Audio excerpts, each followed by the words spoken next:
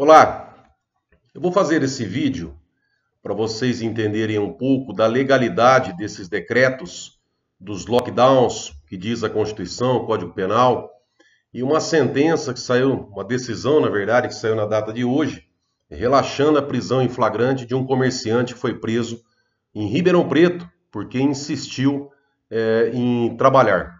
Primeiro dá uma olhada nesse vídeo, onde mostra o que tudo indica, o próprio advogado que fez a filmagem com a ciência do comerciante e ainda pede no final do vídeo para que ele seja divulgado ao máximo de pessoas, por isso que eu estou compartilhando com vocês. Dá uma olhada nesse vídeo.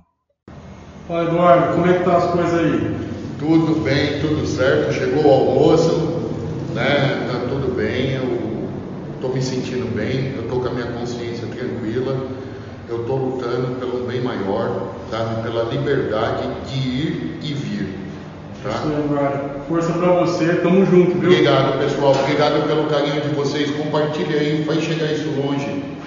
Preso porque estava trabalhando, viu, Dudu? Meu filho, eu estava trabalhando, o pai está aqui porque estava trabalhando. Beijo, filho, te amo. Valeu. Pessoal, estamos aqui aguardando a libertação do Eduardo, que está numa jaula, como se fosse bandido. Sabe qual que é o crime que estão acusando? Querer trabalhar. Compartilha ao máximo. Bom, o que aconteceu? Esse comerciante de Ribeirão Preto, Eduardo, ele estava numa manifestação, pelo que nós acompanhamos pela imprensa, e os fiscais chegaram lá, junto com a polícia, para dar cumprimento ao decreto de lockdown no município de Ribeirão Preto. Porém, algumas situações a gente precisa pontuar. Por exemplo, o artigo 5º da Constituição Federal, onde trata dos direitos e garantias individuais, que são considerados cláusulas pétreas para quem não é do direito, tá? Esses incisos que tem no artigo 5º, eles são tão fortes que eles são imutáveis, a gente não pode mudar. O artigo 60, parágrafo 4º, inciso 4º da Constituição diz que o direito adquirido, essas garantias que nós temos, essas garantias individuais, elas não serão nem medidas, não podem nem discutir a sua mudança. O próprio projeto de lei que tende a diminuir direitos seria inconstitucional. Então, o que nós temos aí de mais sagrado num Estado democrático de direito são o artigo 5º da Constituição e seus incisos. E o inciso 15 fala o seguinte: é livre a locomoção no território nacional em tempo de paz, podendo qualquer pessoa, nos termos da lei, nele entrar, permanecer ou dele sair com seus bens. É o direito de ir e vir, é o direito de locomoção, que em tempos de paz não pode ser suprimido.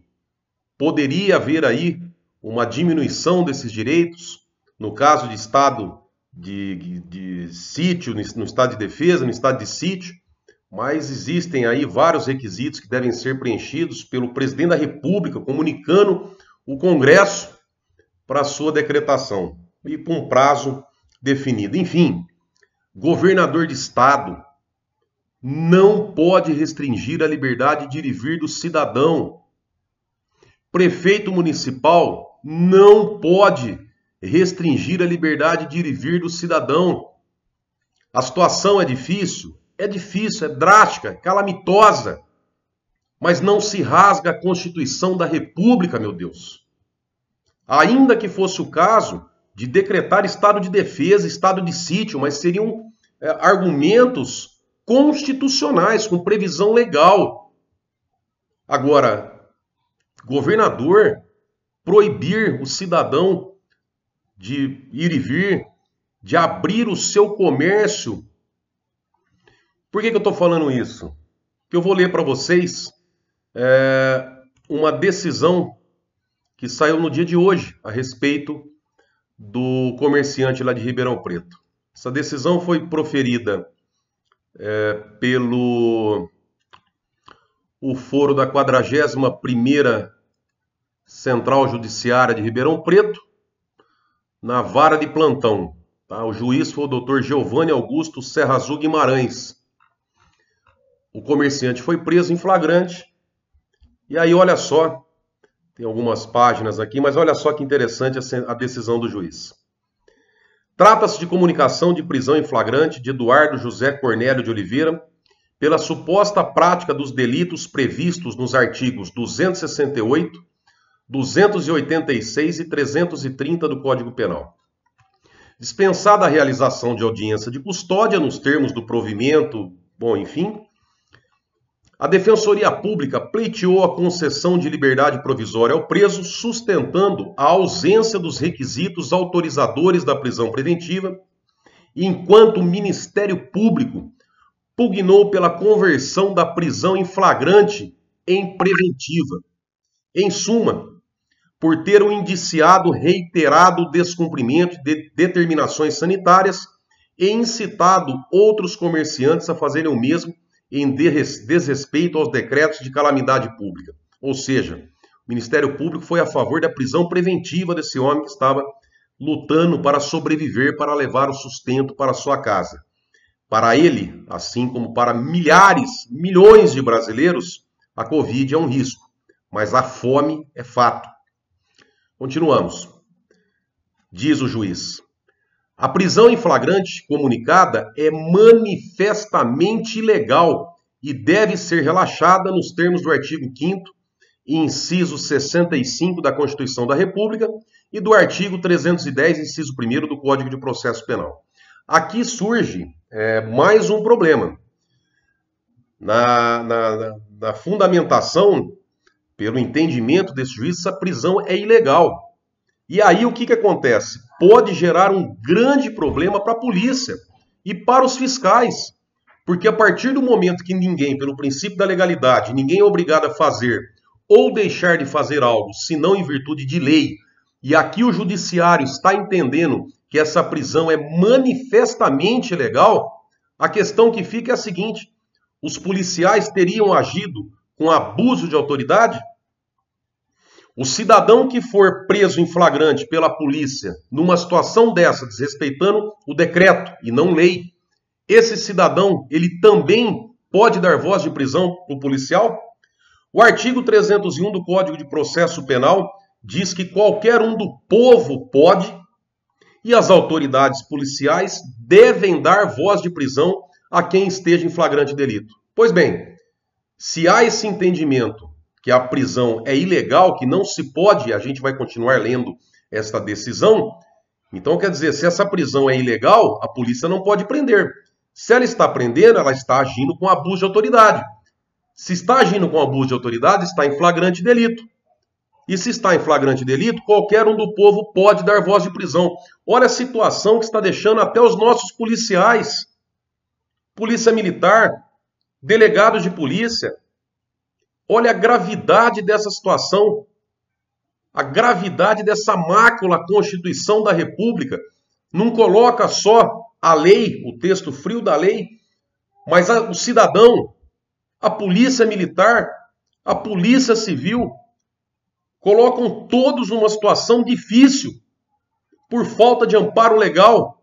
Vou seguir com a lei, com a decisão do juiz. De acordo com a capitulação jurídica atribuída pela autoridade policial, a conduta do preso consistente em manter seu estabelecimento comercial aberto em desobediência a, abre aspas, determinação do governo estadual, fecha aspas, que ordenou o fechamento do comércio na chamada fase emergencial da pandemia de Covid-19 e ter incitado outros comerciantes a fazerem o mesmo, teria caracterizado os crimes definidos nos artigos 268, 286 e 330 do Código Penal. Só para a gente dar uma passada, o 268 fala: infringir determinação do poder público destinada a impedir introdução ou propagação de doença contagiosa. O 286, ele fala incitar publicamente a prática de crime. E o 330 do Código Penal, ele diz, é o crime de desobediência, né? Que no caso aqui estaria em contrapartida com o crime de abuso de autoridade. Não que tenha acontecido, tá, gente? Mas olha a situação que o governo de São Paulo coloca a polícia. Prossegue o juiz. A Constituição da República, em seu artigo 5º, reconhece, entre outros, os direitos fundamentais inerentes à dignidade da pessoa humana, à propriedade, capte, ao livre exercício do trabalho, ofício ou profissão, inciso 13, à intimidade, à vida privada e à honra das pessoas, inciso 10, e à livre locomoção no território nacional em tempo de paz, inciso 15 da Constituição da República. Conforme ressabido, de acordo com os artigos 136 e 137 da Carta Magna Brasileira, as únicas hipóteses em que se pode restringir alguns dos direitos e garantias fundamentais são os chamados estado de defesa e estado de sítio, cuja decretação compete ao presidente da República com aprovação do Congresso Nacional, nos termos dos mesmos dispositivos constitucionais citados. É o que nós acabamos de falar. Atualmente não vigora nenhum desses regimes de exceção no Brasil, de modo que o direito ao trabalho, ao uso da propriedade privada, no caso o estabelecimento comercial, e a livre circulação jamais poderiam ser restringidos, sem que isso configurasse patente violação às normas constitucionais mencionadas. Veja-se que nem a lei poderia fazê-lo, porque não havendo decreto presidencial aprovado pelo Congresso Nacional, reconhecendo estado de defesa ou estado de sítio e estabelecendo os limites das restrições aplicáveis, tal lei seria inconstitucional. Prossegue o magistrado. No presente caso, o que ocorre é mais grave. Tal proibição foi estabelecida por decreto do Poder Executivo. Nós estamos sendo proibidos de trabalhar, estamos sendo proibidos de ir e vir, não por um estado de defesa, um estado de sítio, mas por decreto de um governador de estado, meu Deus. Nem no AI-5 teve tanta barbaridade, um governador de estado cerceando o direito das pessoas de ir e vir. Ah, Borgo, mas a situação é dramática, falta leitos. Concordo, estamos lutando nessa situação. Recentemente aí foi anunciado 10 leitos de UTI no hospital estadual, 10 leitos de enfermaria no Hospital das Clínicas. Tem aí, estamos aguardando mais 10 leitos de UTI para o HC. Ah, mas fui eu. Não, todos nós, a gente está brigando, lutando, Ministério Público, os vereadores, prefeito, deputado, está todo mundo brigando em cima disso. É uma luta de todos. Bom, prossegue o magistrado. O decreto governamental é instrumento destinado exclusivamente a conferir fiel cumprimento à lei. Presta-se unicamente a regulamentá-la. Não lhe é permitido criar obrigações não previstas em lei, o chamado decreto autônomo. É o que decorre do artigo 5º, inciso 2 da Constituição da República, segundo o qual ninguém será obrigado a fazer ou deixar de fazer alguma coisa, senão em virtude de lei. Portanto, prossegue o juiz, o decreto em que se fundou a prisão do indiciado, pelas razões aqui expostas, é manifestamente inconstitucional e, portanto, nulo de pleno direito, de modo que os elementos imprescindíveis à caracterização dos tipos penais imputados pela autoridade policial ao indiciado, abre aspas, determinação do poder público do artigo 268 do Código Penal, prática de crime do 286 do Código Penal e ordem legal do 330 do Código Penal, evidentemente não se concretizaram no caso em análise. Prossegue o magistrado. De fato, como admitir, que um decreto do Poder Executivo, cujo teor viola francamente o texto constitucional, possa ser considerado validamente uma determinação do poder público. 2, que seu descumprimento possa ser considerado prática de crime. E 3, que a ordem emanada de funcionário público para seu cumprimento seja uma ordem legal. Admiti-lo equivaleria a total subversão do ordenamento jurídico. O fato praticado pelo indiciado, portanto, é notoriamente atípico, ou seja, não se adequa, não se enquadra na legislação. Falta tipicidade. Não bastasse, o Supremo Tribunal Federal já decidiu com bastante clareza a ação direta de inconstitucionalidade 6341, que as medidas adotadas pelas autoridades governamentais no combate à pandemia da Covid-19 devem ser devidamente justificadas, obedecer aos critérios da Organização Mundial de Saúde e gozar de respaldo científico. Aí o magistrado faz a juntada aqui da ementa, tá? Da onde ele se ampara pelo Supremo, e aqui ele parte para finalizar. Ora, estudos científicos nacionais e estrangeiros, a exemplo daqueles desenvolvidos por pesquisadores da Universidade Federal de Pernambuco, pela Universidade de Stanford e pela revista científica britânica Nature. Esses estudos têm demonstrado a ineficácia de medidas como as estabelecidas nos decretos governamentais em questão, ou do chamado lockdown, na contenção da pandemia.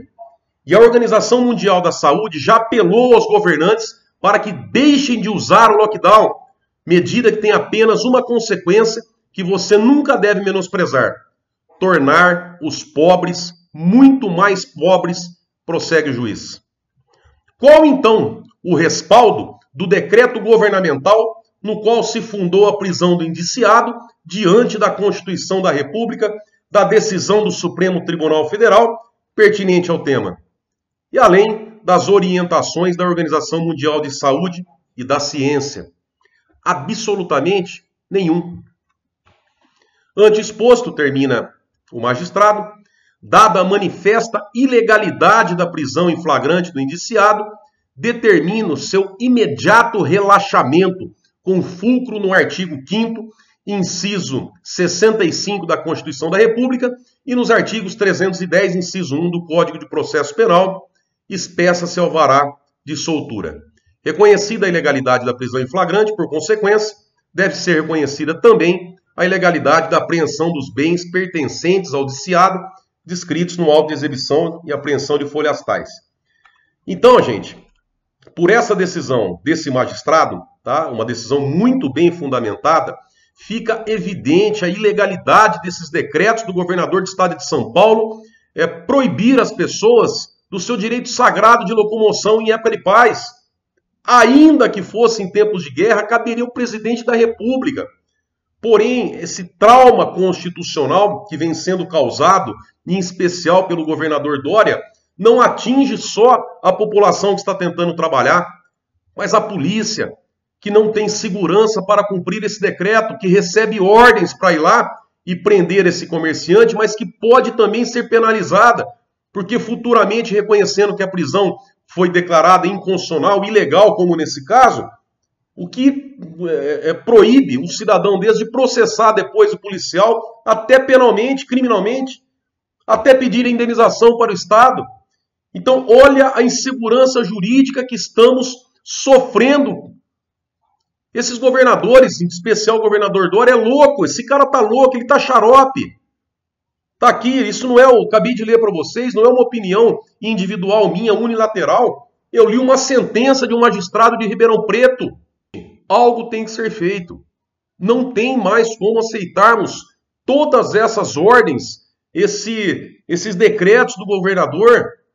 O governador é um ditador, um tirano. Ele está rasgando a Constituição da República, quando, na verdade, deveria se importar um pouquinho mais com a criação de leitos, com a área hospitalar, como aqui em Bauru, que nós temos um hospital de clínicas com 11 andares, pronto para receber leitos de UTI, com 17,7 milhões de reais bloqueados, que poderia ser usado para a criação desses leitos, com ordem judicial, com trânsito em julgado, mas ao invés de olhar para a saúde e cumprir uma condenação judicial, o governador acha mais interessante ficar brigando com a prefeita e chamando o nosso promotor da saúde, que faz um belíssimo trabalho de promotor da doença, como fez o secretário de saúde. Enfim, é um esclarecimento que passo para vocês, porque quando falamos que esses decretos é inconstitucional e não tem base legal, as pessoas que não são do direito, e às vezes até alguns colegas, acham o contrário. Mas acho que diante essa bem fundamentada decisão. Quem sabe não resgatem a Constituição Federal. Muito obrigado, boa sorte, que Deus nos abençoe.